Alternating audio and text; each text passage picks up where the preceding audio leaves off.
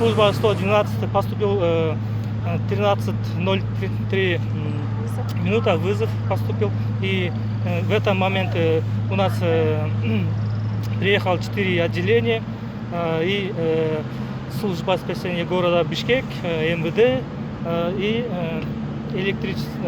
районный рейс. В данный момент у нас ведется ликвидационная работа. Через некоторое время мы даем локализацию. Площадь возгорания в данный момент уточняется.